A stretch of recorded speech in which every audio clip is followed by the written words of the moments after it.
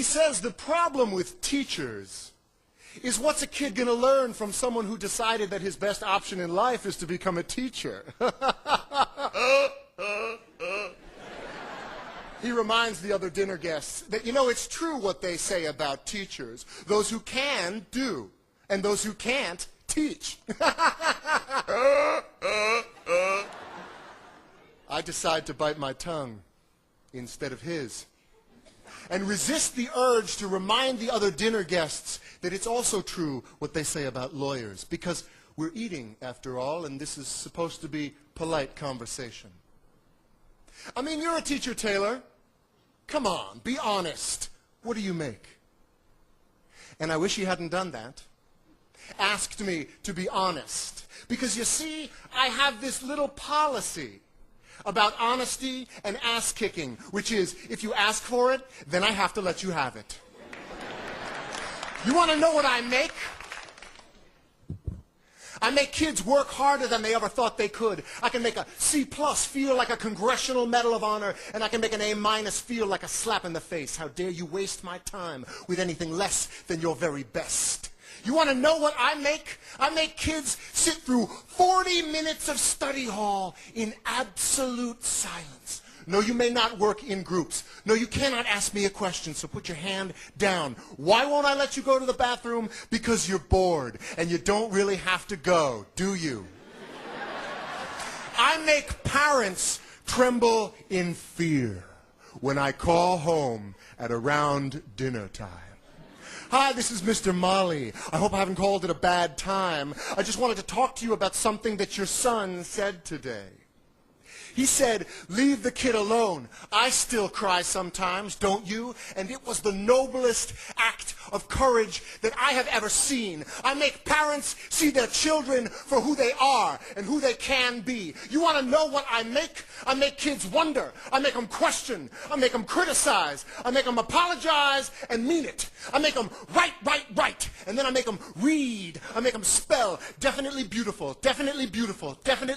over and over and over again, until they will never misspell either one of those words again. I make them show all their work in math class and then hide it on their final drafts in English. I make them realize that if you've got this, then you follow this. And if somebody ever tries to judge you based on what you make, you give them this. Here, let me break it down for you so you know what I say is true. Let me break it down for you so you know what I say is true. Teachers make a goddamn difference. Now what about you?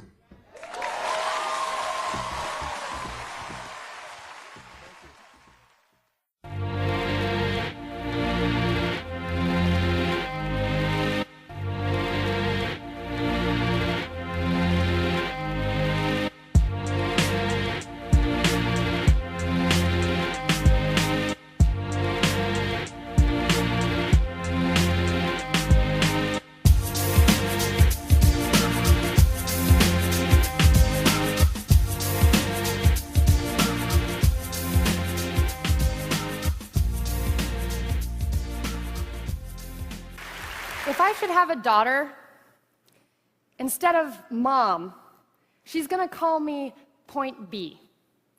Because that way she knows that no matter what happens, at least she can always find her way to me. And I'm going to paint the solar systems on the backs of her hands. So she has to learn the entire universe before she can say, oh, I know that like the back of my hand. And she's going to learn that this life will hit you hard, in the face, wait for you to get back up just so it can kick you in the stomach. But getting the wind knocked out of you is the only way to remind your lungs how much they like the taste of air. There is hurt here that cannot be fixed by Band-Aids or poetry. So the first time she realizes that Wonder Woman isn't coming, I'll make sure she knows she doesn't have to wear the cape all by herself. Because no matter how wide you stretch your fingers, your hands will always be too small to catch all the pain you want to heal. Believe me, I've tried. And baby, I'll tell her, don't keep your nose up in the air like that. I know that trick. I've done it 1,000,000 times. You're just smelling for smoke, so you can follow the trail back to a burning house so you can find the boy who lost everything in the fire to see if you can save him. Or else find the boy who lit the fire in the first place to see if you can change him. But I know she will anyway, so instead, I'll always keep an extra supply of chocolate and rain boots nearby, because there is no heartbreak that chocolate can't fix. Okay, there's a few heartbreaks that chocolate can't fix, but that's what the rain boots are for, because rain will wash away everything if you let it. I want her to look at the world through the underside of a glass-bottom boat, to look through a microscope at the galaxies that exist on the pinpoint of a human mind, because that's the way my mom taught me, that there'll be days like this, there'll be days like this, my mama said, when you open your hands to catch and wind up with only blisters and bruises. When you step out of the phone booth and try to fly, and the very people you want to save are the ones standing on your cape. When your boots will fill with rain and you'll be up to your knees in disappointment, and those are the very days you have all the more reason to say thank you. Because there's nothing more beautiful than the way the ocean refuses to stop kissing the shoreline, no matter how many times it's sent away. You will put the wind in winsome, lose some. You will put the star in starting over, and no matter how many landmines erupt in a minute, be sure your mind lands on the beauty of this funny place called life. And yes, on a scale from 1 to over-trusting, I am pretty damn naive, but I want her to know that this world is made out of sugar. It can crumble so easily, but don't be afraid to stick your tongue out and taste it. Baby, I'll tell her, remember your mama is a worrier and your papa is a warrior, and you are the girl with small hands and big eyes who never stops asking for more. Remember that good things come in threes, and so do bad things, and always apologize when you've done something wrong, but don't you ever apologize for the way your eyes refuse to stop shining. Your voice is small, but don't ever stop singing. And when they finally hand you heartache, when they slip war and hatred under your door and offer you handouts on street corners of cynicism and defeat, you tell them that they really ought to meet your mother. Thank you. Thank you. Thank you.